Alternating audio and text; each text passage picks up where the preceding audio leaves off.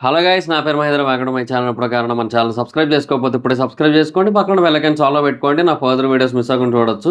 చాలా మంది చూస్తున్నారు కానీ సబ్స్క్రైబ్ చేసుకోవట్లేదు. So please try to subscribe, click the bell icon also. So బేసిక్గా ఆర్సీబీ మీద మొన్న ఎస్ఆర్హెచ్ చేసింగ్లో ఓడిపోయింది కదా.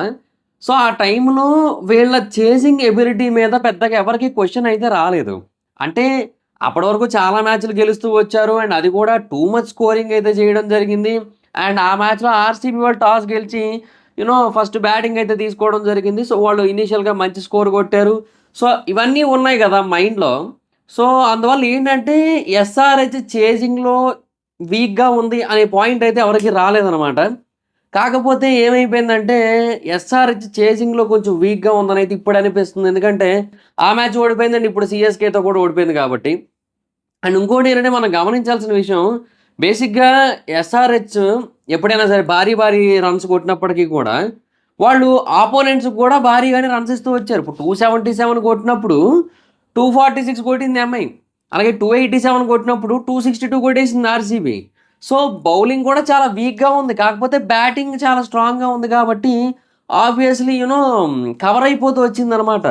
వాళ్ళది చాలా భారీ బ్యాటింగ్ లైనప్పయ్యా. మనం అసలు ఏమాత్రం ఎక్స్‌పెక్ట్ కూడా చేయలేమసలు. అంటే Head Abhishek Sharma, Anmolpreet Singh, Markram, Nitish Reddy, Klaasen, Abdul Samad, Shahbaz Ahmed, Cummins 9 మంది బ్యాటర్స్ ఉన్నారు.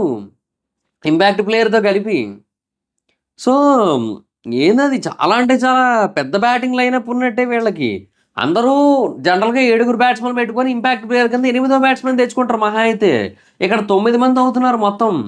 So, next level batting lineup ఉంది. సో, ఎప్పుడైతే ఈ బ్యాటింగ్ లైనప్ అనేది ఫెయిల్ అవుతదో, అప్పుడు ఇంక ఆటోమేటిక్‌గా ఎస్ఆర్‌హెచ్ తాలూకా బౌలింగ్ వీక్‌నెస్ అనేది బయటపడిపోతుంది. అండ్ వాళ్ళ చేసింగ్ వీక్‌నెస్ కూడా బయటపడిపోతుందనమాట. సో, నాకైతే ఈ మ్యాచ్ చూసిన తర్వాత అదే అనిపించింది. సో, నెక్స్ట్ ఒకవేళ ఎస్ఆర్‌హెచ్‌ని ఎప్పుడైనా ఓడించాలనుకుంటే, వాళ్ళ విషయంలో చేసింగ్‌ని మనం ఒక అడ్వాంటేజ్‌గా తీసుకోవచ్చని వేరే టీమ్స్ ప్లాన్ యేసుకొని వచ్చే అవకాశాలైతే ఇప్పుడు స్పష్టంగా కనబడుతున్నాయి. అంటే వరుసగా 2 మ్యాచ్‌లు కూడా చేసింగ్‌లో ఓడిపోయారు కదా. సో, అక్కడ క్లియర్‌గా తెలుస్తున్న ఫీలింగ్ అయితే వచ్చిందనమాట. సో, అది పాయింట్. ఎనీహో అంటే తుషార్ దేశపాండే బాగేసాడని చెప్పలేము. లేదంటే వేరే బౌలర్లు బాగా ఆపారని కూడా చెప్పలేము. అండ్ డారెల్ మిచెల్ బాగా క్యాచ్‌లు పట్టాడు కాబట్టి అందుకే సీఎస్‌కే గెలిచేసిందని కూడా చెప్పలేము. కాకపోతే అంటే వీళ్ళ వల్లనే అని చెప్పలేము. బేసిక్‌గా ఎస్ఆర్‌హెచ్‌లోని చేసింగ్‌లో ఒక మైనస్ అయితే ఉంది. అది స్పష్టంగా తెలుస్తోందది. అదనమాట మెయిన్ పాయింట్. అండ్ బేసిక్‌గా ఇంక ఈరోజు సీఎస్‌కే విషయానికొచ్చినట్టయితే అసలు నెక్స్ట్ లెవెల్‌లో ఆడటం జరిగింది. బేసిక్‌గా నాకు రుతురాజ్ గైక్వాడ్ ఈరోజు ఒక విషయంలో చాలా బాగా నచ్చాడు. అదేంటంటే బేసిక్‌గా తను 53 బాల్స్‌లో 98తో ఉన్నాడు. 10 ఫోర్స్, 3 సిక్సర్స్. సో, అప్పటికే ఆ ముందు ఓవర్ 8 రన్స్ మాత్రమే వచ్చాయి 19వ ఓవరు. సో, 20వ ఓవరు ఒకవేళ మనోడిని సెంచరీ చేసేసుకోవాలనుకుంటే, ఆ బాల్‌ని గ్యాప్‌లోకి ఎటో తోసేసుకొని సింగిలో లేదంటే 2డీయో తీసేసుకొని ఈజీగా సెంచరీ చేసేసుకోవచ్చు. కానీ టీమ్ స్కోర్‌ని పెంచడం కోసం అండ్ ఆఫ్‌కోర్స్ ఒక సిక్స్‌దో సెంచరీ చేయడం అనేది చాలా మందికి నచ్చుతది. నేను కాదని చెప్పను. కానీ ఆ షాట్‌లో ఇంటెంట్ అయితే మాత్రం డెఫినిట్‌గా టీమ్ స్కోర్ పెంచాలనే పాయింటే కనబడింది. సో, రుతురాజ్ గైక్వాడ్ ఒక ప్రాపర్ కెప్టెన్, ఒక ప్రాపర్ బ్యాట్స్‌మన్, ఒక సెల్ఫ్‌లెస్ బ్యాట్స్‌మన్ కనపడ్డాడనమాట నాకైతే మాత్రం. అంటే ఆ టైంలో కూడా రిస్క్ తీసుకున్నాడు. ఏదైతే అదయింది. Whatever it happens. Century అయినా అవ్వకపోయినా పర్లేదు. బట్ టీమ్ స్కోర్ కదలడం ఇంపార్టెంట్. లాస్ట్ ఓవర్ కూడా బాగా దెబ్బయిపోయింది. సో, ఈ ఓవర్ కూడా అలాగైతే కష్టం. 20వ ఓవర్ అసలే అనే పాయింట్ ఆఫ్ వ్యూలో ఆ డెసిషన్ తీసుకున్నాడు అనిపించింది. సో, నాకైతే మాత్రం ఆ టైంలో రుతురాజ్ గైక్వాడ్ అయితే మాత్రం చాలా బాగా అనిపించాడు. బేసిక్‌గా ఆబ్వియస్లీ బ్యాటింగ్ కూడా బాగా ఆడుతూ వచ్చాడు. సో, అది తెలుస్తోంది. బట్ ఇంకా నన్నడిగితే అజింక్య రహానేని ఓపెనర్‌గా దించకపోతే బెటరు. ఇంకా అనవసరం అది బిస్కెట్ అవుతోందది. సో, ఇంకా అంటే ఆ స్ట్రాటజీ ఏం ప్లాన్ చేస్తున్నారో నాకు అర్థం కావట్లేదు. మనోడికేమో అది సెట్ కావట్లేదసలు. బట్ అయినా కూడా ఎందుకు అలా కంటిన్యూస్‌గా దింపుతూనే వస్తున్నారు. అండ్ ఇది ఐదో మ్యాచ్ ఫెయిల్ అవ్వడం. సో, అనవసరం ఏమో అనిపిస్తుంది ఇక మీదట మళ్ళీ ఆ ప్రయోగం. అండ్ ఓపెనర్ కింద డెవాన్ కాన్వే కూడా ఫెయిల్ అవుతున్నాడు కదా అనే పాయింట్‌లో మేబీ అంటే మనకి ఫారినర్స్ డెవాన్ కాన్వేని తీసుకుంటే నలుగురు అయిపోతారు కదా. సో, అందుకోసమని మేబీ రహానేని ఓపెనర్‌గా దించుతున్నారనే కైండ్ ఆఫ్ పాయింట్ కూడా వస్తుంది. ఇంకా తర్వాత రుతురాజ్ గైక్వాడ్ బేసిక్‌గా 98 రన్స్ కొట్టాడు. అండ్ డారెల్ మిచెల్ 32 బాల్స్‌లో 52 రన్స్ కొట్టాడు. శివం దూబే తెలిసిందే కదా! లాస్ట్‌లో వచ్చి కొంచెం శివతాండవం చేసి ఎళ్ళిపోతుంటాడు అట్లా కాసేపు. 20 బాల్ 39. ధోని రావడం, ఫస్ట్ బాల్ 4 కొట్టడం, తర్వాత సెకండ్ బాల్ సింగిల్ తీయడం, తర్వాత దూబే 6 కొట్టడం ఇదంతా జరిగింది. సో, అలాగా ధోని కాసేపు అలా వచ్చి, కనిపిచ్చి, దర్శనం ఇచ్చేసి ఎళ్ళిపోయాడు. అండ్ అందరికి ఓ హాయ్ చెప్పి, ఓ బౌండరీ ఇచ్చేసి ఎళ్ళిపోవడం జరిగింది. ధోని ఫ్యాన్స్‌కి నాలాంటోళ్ళందరికీ కూడా. సో, అది జరిగింది. అండ్ ఇట్స్ క్వైట్ కామన్ ఇంకా ధోని నుంచి ఇంక మనం ఇవాళ కూడా స్ట్రైక్ రేట్ 250 ఉంది. ఎక్కువ బాల్స్ ఆడుండకపోవచ్చు. బట్ అయినా కూడా ఆ స్ట్రైక్ రేట్ అయితే మాత్రం చాలా బాగా మెయింటైన్ చేస్తున్నాడు ధోని. అదైతే హైలైట్ అని చెప్పొచ్చు. ఇంకా ఆ తర్వాత వాళ్ళ బౌలింగ్ విషయానికొచ్చినట్టయితే వాళ్ళ దాంట్లో ఎవరు బాగేశారని కూడా చెప్పలేం. భువనేశ్వర్ ఆల్మోస్ట్ 10 జయదేవ్ ఆల్మోస్ట్ 10 కాదు జయదేవ్ లాస్ట్‌లో కొంచెం బెటర్‌గేసాడు. ప్యాట్ కమిన్స్ చాలా ఘోరంగా ఇస్తున్నాడు. ఆ లాస్ట్ మ్యాచ్ కూడా ప్యాట్ కమిన్స్ చాలా ఘోరంగా ఇవ్వడం జరిగింది. అదేమన్నా స్ట్రాటజీయా మరేమో నాకు అర్థం కావట్లా. అంటే ప్యాట్ కమిన్స్ బౌలింగ్ చాలా వీక్‌గా ఉంటుంది అని 2 మ్యాచ్‌లు చూసినోళ్ళందరూ కనిపించి నెక్స్ట్ మ్యాచ్ నుంచి ప్యాట్ కమిన్స్‌ని సీరియస్‌గా తీసుకోకుండా ఉన్న టైంలో బాగా ఇంపార్టెంట్ మ్యాచ్ టైంలో ఎప్పుడైనా సరే ఏమైనా బౌలింగ్‌తో విధ్వంసం సృష్టిస్తాడా ప్యాట్ కమిన్స్ అనే డౌట్ అయితే వస్తుంది నాకు. ఏమో మరి ఆస్ట్రేలియన్స్ మైండ్ గేమ్స్ మనం అంత ఈజీగా క్యాచ్ చేయలేం. అండ్ ఇంక తర్వాత షాబాజ్ అహ్మద్ 11 ఎకానమీ, నటరాజన్ 4 ఓవర్‌కి 43, 10.8 ఎకానమీ. నితీష్ రెడ్డి ఒక ఓవర్ ఏసాడు. సో, 8 రన్లు దాన్ని పెద్ద కన్సిడర్ చేయలేం మనం. సో, బేసిక్‌గా సీఎస్‌కేకి అమ్మ పవర్ ఈ 2 మ్యాచ్‌లు చూస్తే ఇదే బాధ. వరుసగా 2 మ్యాచ్‌లు చూస్తే నిద్రొచ్చేస్తుంటది. సో, సీఎస్‌కేకి 6 ఓవర్‌లో 50 రన్‌లే వచ్చాయి. బేసిక్‌గా పవర్ ప్లేలో వాళ్ళు ఎక్స్‌పెక్ట్ చేసినంత రన్స్ అయితే రాలేదు. బట్ అయినా కూడా ఆ తర్వాత కొంచెం పుంజుకుంది. అంటే ఏమైందంటే ఈ మిడిల్ ఓవర్స్‌లో Daryl Mitchell and Ruturaj Gaikwad వీళ్ళిద్దరూ గూడా ఎక్కడా గూడా బౌండరీస్ ఆగిపోయేటట్టు చేయలేదు. అంటే కాన్స్టెంట్‌గా బౌండరీస్ కొడతనే వచ్చారు. 4 6 ఏదో ఒకటి కొడుతూ వచ్చారు మొత్తానికి. డారెల్ మిచెల్ 7 4లు ఒక 6 కొట్టాడు. రుతురాజ్ గైక్వాడ్ కూడా 10 4లు 3 సిక్సర్లు కొట్టాడు. సో, 10 4లు అంటే పెద్ద విషయమే గదా! సో, అలా కాన్స్టెంట్‌గా బౌండరీస్ వస్తున్నాయి. అంటే ఆ బౌండరీస్ వస్తున్నాయి అనే ఫీల్ వచ్చింది. బేసిక్‌గా డారెల్ మిచెల్ ఈరోజు 5 క్యాచ్‌లు పట్టడం జరిగింది. మనోడు మొత్తం యూ నో అన్ని చోట్ల మనోడే ఉన్నాడు. అసలు హెడ్ డారెల్ మిచెలే, అభిషేక్ శర్మ డారెల్ మిచెలే, క్లాసన్ డారెల్ మిచెలే, కమిన్స్ డారెల్ మిచెలే అండ్ ఇంకోటేదో క్యాచ్ ఉంది. షాబాజ్ అహ్మద్, డారెల్ మిచెలే. బేసిక్‌గా 5 పెద్ద వికెట్‌లే. మీరు గమనించారో లేదో. ట్రావిస్ హెడ్ పెద్ద వికెట్, అభిషేక్ శర్మ పెద్ద వికెట్. ఆ తర్వాత క్లాసన్ పెద్ద వికెట్. షాబాజ్ అహ్మద్ కూడా మంచి హిట్టరే కరెక్ట్‌గా పడితే. ప్యాట్ కమిన్స్ మంచి బ్యాట్స్‌మనే మొన్న చూసాం మనం. సో, మంచి అద్భుతమైన క్యాచ్‌లు పట్టాడు మనిషి. సో, హైలైట్ అని చెప్పొచ్చు. అండ్ ఈరోజు బేసిక్‌గా ఇంకొక హైలైట్ అయితే తుషార్ దేశ్పాండే. నేను బేసిక్‌గా మనోడు ఫైఫర్ తీసేస్తారేమో అనుకున్నాను. ఒకవేళ ముస్తాఫిజర్ గనక ఇప్పుడు తీయకపోయి ఉంటే. నేనైతే అదే ఎక్స్‌పెక్ట్ చేశాను. ఎందుకంటే 3 ఓవర్లకి 27 రన్‌లకి 4 వికెట్లు తీశారు కదా! సో, లాస్ట్ ఓవర్ ఏసి ఆ వికెట్ కూడా తీసేస్తారేమో అనుకున్నాను నేనైతే మాత్రం. కాకపోతే ఇంక అప్పటికే మ్యాచ్ అయిపోయింది. మనోడి వరకు ఎళ్ళేసరికి మ్యాచ్ అయిపోయింది. అది పరిస్థితి అనమాట. సో, ఇంకా తర్వాత బేసిక్‌గా చెప్తున్నాను కదా! సీఎస్‌కే బ్యాటింగ్ డెప్త్ మరీ ఎక్కువ ఉందని కూడా చెప్పలేం. యాక్చువల్‌గా మొయిన్ అలీ, ఇంకా జడేజా ఉన్నారు. అండ్ సమీర్ రిజ్వీ ఎలాగో మనకి ఇంపాక్ట్ ప్లేయర్ కింద ఉన్నాడు వాళ్ళ టీమ్‌లో. సో, ఆబ్వియస్‌లీ అలా నడుస్తా ఉంటది. వాళ్ళ టీమ్‌లో ఒక 8 మంది బ్యాట్స్‌మెన్స్ అయితే ఉన్నారు. అప్పుడప్పుడు చాహర్ కూడా ఎంతో కొంత ఆడగలుగుతాడు. మరీ అద్భుతంగా ఆడేస్తారని చెప్పలేం గానీ, ఒకప్పుడు బానే ఆడేవాడు. ఇప్పుడు అంతేం లేదు. కొన్ని మ్యాచ్‌లే ఒకప్పుడు చాహర్ చాలా బాగా ఆడిన సందర్భాలున్నాయి. ఇన్‌ఫాక్ట్ చాహర్ గెలిపించిన మ్యాచ్‌లు కూడా ఉన్నాయి. ఈ మధ్య అయితే అలాంటి కైండ్ ఆఫ్ బ్యాటింగ్ అయితే తన నుంచి ఏం చూడట్లేదు. అది వేరే విషయం. ఇంక అది సిట్యుయేషన్. సో, వాళ్ళ బ్యాటింగ్ డెప్త్ బానే ఉంది. దానికి తగ్గట్టు మంచి స్కోరే చేశారు. 212 రన్‌లంటే మంచి స్కోరే యాక్చువల్‌గా. కాకపోతే లాస్ట్ ఎల్ఎస్‌జీ మ్యాచ్‌లో 210 చేసి అప్పుడు ఓడిపోయారు కదా! సో, ఇదే పిచ్ మళ్ళీ చెన్నై స్టేడియమే. సో, కొంచెం కష్టమేమోలే ఏమో మరి చెప్పలేము. ఎస్ఆర్‌హెచ్ బ్యాట్స్‌మెన్‌లు అసలే అరివీర భయంకర విధ్వంసకారుడు కదా! మరి ఏమో చూద్దాంలే అనుకుంటే బేసిక్‌గా ఓకే. ఇనీషియల్‌గా కొంచెం బానే ఆడుతూ వచ్చారు. స్టార్టింగ్ నుంచి ఏమి బ్యాడ్ స్టార్ట్ అయితే ఏమీ లేదు. ఫస్ట్ ఓవర్ 7 రన్‌లొచ్చినా, రెండో ఓవర్ తుషార్ దేశ్పాండే దాంట్లో మొదటి 4 బాల్‌కి 14 రన్‌లు కొట్టారు. ఏముందిలే ఇంకా ఉతుకుడు స్టార్ట్ చేశారు గదా! ఇంక అయిపోద్దిలే మ్యాచు. ఈళ్ళదేలే ఎస్ఆర్‌హెచ్ వాళ్ళదేలే మనదేలే అనుకోవడం జరిగింది. కాకపోతే ఏంటంటే ట్రావిస్ హెడ్ ఔట్ అయిపోయాడు. ఆ నెక్స్ట్ బాల్‌కే ఇంపాక్ట్ ప్లేయర్ కింద వచ్చిన అన్మోల్ ప్రీత్ సింగ్ ఔట్ అయిపోవడం జరిగింది. సో, అక్కడ ఒక ఇంపాక్ట్ పడ్డది. ఆ నెక్స్ట్ ఓవర్ కొంచెం 12 రన్‌లొచ్చినా మళ్ళీ ఆ నెక్స్ట్ ఓవర్ ఏమో తుషార్ దేశ్పాండే, అభిషేక్ శర్మను ఔట్ చేయడం. సో, అంటే నెమ్మదించేసింది ఇంక స్కోరు. ఇంక ముస్తాఫిజర్ పవర్ ప్లే లాస్ట్ ఓవర్‌లో బాగా తక్కువ ఇచ్చాడు. అండ్ దీపక్ చాహర్ కూడా ఐదో ఓవర్‌లో 3 రన్సే ఇచ్చాడు. సో, ఆ 3 ఓవర్లు అంటే పవర్ ప్లే మొదటి 3 ఓవర్లు ఎంతొచ్చింది? 33 రన్సొచ్చింది. లాస్ట్ 3 ఓవర్లు ఎంతొచ్చింది? 20 రన్సొచ్చింది.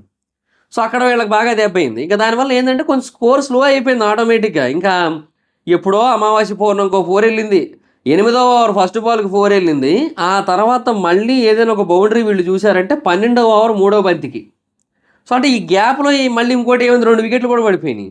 నితీష్ రెడ్డి ఏమో జడేజాకి అవుట్ అయిపోయాడు, అండ్ పతిరాన్న దెబ్బకేమో మార్కరం కూడా అవుట్ అయిపోయాడు. అండ్ మంచి యార్కర్ పడి బౌల్డ్ అయిపోవడం జరిగింది. ఇంకా అక్కడ ఇంకా సో అంటే ఆటోమేటిక్గా స్కోర్ బాగా స్లో అయిపోతూ వచ్చింది. బేసిక్గా మార్కరం ఎందుకో T20 ఇన్నింగ్స్లో ఆడట్లేదబ్బా, అదైతే వాస్తవం. మార్కరం కొంచెం యూనో ఆ వన్ డే కైండ్ ఆఫ్ ఇన్నింగ్సే ఆడుతున్నాడు. 123 స్ట్రైక్ రేట్ అంటే చాలా తక్కువ అది. అది మ్యాటరు. సో ఇంకా చెప్తున్నాను కదా, అభిషేక్ శర్మ హెడ్ షాట్లకు ట్రై చేసి అవుట్ అయిపోయారు. అన్మోల్ ప్రీత్ సింగ్ అన్లక్కీ షాట్ అని చెప్పొచ్చు. నితీష్ రెడ్డి జడేజా క్విక్కర్గా అవుట్ అయిపోయాడు. క్విక్ బౌన్సర్ టైప్ ఆల్మోస్ట్ ఎడదాకా వచ్చింది, దానికి అవుట్ అయ్యాడు. ఇంకా తర్వాత క్లాసన్ పతిరానా దాంట్లో ట్రై చేసి అవుట్ అయిపోయాడు. పతిరానా 2 ఓవర్లు వేసాడు, తర్వాత వెళ్ళిపోవడం జరిగింది బయటికి. ఇంకా 2 ఓవర్లు 2 వికెట్లు కూడా పడిపోయినాయి కాబట్టి చాలు, ఇంకా తనకు వచ్చిన పని చేసి వెళ్ళిపోయాడు. అది పరిస్థితి. సో అంటే నేనేమంటానంటే సిఎస్కే దాంట్లో బౌలింగ్ ఒక్కొక్కసారి ఏమో ఇంత బాగుందా ఈ టీం బౌలింగ్ అనిపిస్తుంటుంది. ఒక్కోసారి ఏమో ఏంది ఈ దారుణమైన బౌలింగ్ లైనప్ అనిపిస్తుంటుంది. అదే అర్థం కాదు నాకు. ఇప్పుడు తుషార్ దేశపాండే ఉన్నాడు, 3 ఓవర్లకు 27 రన్లు ఇచ్చి 4 వికెట్లు తీశాడు. ఏమో అది నమ్మలేకపోతున్నాం, ఇప్పటికీ కూడా నమ్మలేను నేను. అలా ముస్తాఫిజుర్ రెహమాన్ ఏమో 6.7 ఎకానమీతో 19 రన్లు ఇచ్చి 2 వికెట్లు తీశాడు. మతీష్ పతిరానా 2 ఓవర్లకు 17 రన్లు ఇచ్చి 2 వికెట్లు. శార్దూల్ ఠాకూర్ నేను బేసిక్గా శార్దూల్ వచ్చాడంటే ఇక కొట్టించుకుంటాడనే ఫీలింగ్లోనే ఉన్నాను నేను. ఎందుకంటే శార్దూల్ ఠాకూర్ ఫస్ట్ 7 బాల్కి 15 రన్స్ ఇచ్చాడు. ఫస్ట్ 7 బాల్కి అంటే తను వేసిన 4 ఓవర్లకు 24 బాల్ కదా, 7 బాల్కి 15 రన్స్ ఇచ్చాడు. ఆ తర్వాత 17 బాల్స్ ఏవైతే ఉంటాయో వాటికి 12 రన్స్ ఇచ్చాడు. అట్లా ఎట్లా కంట్రోల్ చేశాడు అంటే ఏమో తెలియదు మరి. సో అదే చెప్తాడు కదా, అదొక రకం. అంటే ఇదే శార్దూల్ ఠాకూర్ మళ్ళీ లాస్ట్ మ్యాచ్లో చాలా దారుణంగా ఇచ్చాడు. ఈ ఎకానమీ చాలా బాగుంది కదా, 4 ఓవర్స్కి 27 రన్స్ 6.8. అందరికంటే జడేజా తోపు. 4 ఓవర్లు 22 రన్లు ఇచ్చి ఒక వికెట్ తీయడం జరిగింది. 5.5 ఎకానమీ చాలా పెద్ద విషయం అది. సో బేసిక్గా దీపక్ చాహర్ కూడా 3 ఓవర్లకు 22 అంటే అది కూడా మంచి ఎకానమీయే. సంహౌ ఏదో అంటే లైక్ ఇప్పుడు ఎట్లుందంటే ఈ బౌలింగ్ లైనప్ అంటే అది ఆర్సీబీది కూడా మొన్న మ్యాచ్లో బాగానే బౌలింగ్ వేశారు ఆ బౌలర్లు. బట్ బేసిక్గా ఆర్సీబీది వరస్ట్ బౌలింగ్ లైనప్ అని మనం అనుకుంటూ వచ్చాం. మతీష్ పతిరానా కొన్నిసార్లు ఆబ్వియస్లీ బెస్ట్ బాల్స్ వేస్తారు, ఎందుకంటే బేబీ మలింగా అని పిలుస్తారు. Malinga type of style action and యార్కర్లు కూడా బాగా పడుతుంటాయి కాబట్టి. అండ్ ముస్తాఫిజర్ ఆఫ్ కట్టర్స్, కానీ ముస్తాఫిజర్తో లాస్ట్ మ్యాచ్ బిస్కెట్ అయిందిగా, అట్లాగే అనమాట. సో చెప్పలేకపోతున్నాం ఎవరు ఎప్పుడు బాగా వేస్తున్నారు. ఇది ఒకటి బౌలింగ్ టీము. జడేజా ఒకడైతే కాన్స్టెంట్గా ఉన్నాడు, జడేజా కాన్స్టెంట్గా కంగారు పెడుతున్నాడు బౌలర్ని, అంతవరకు బాగానే ఉంది.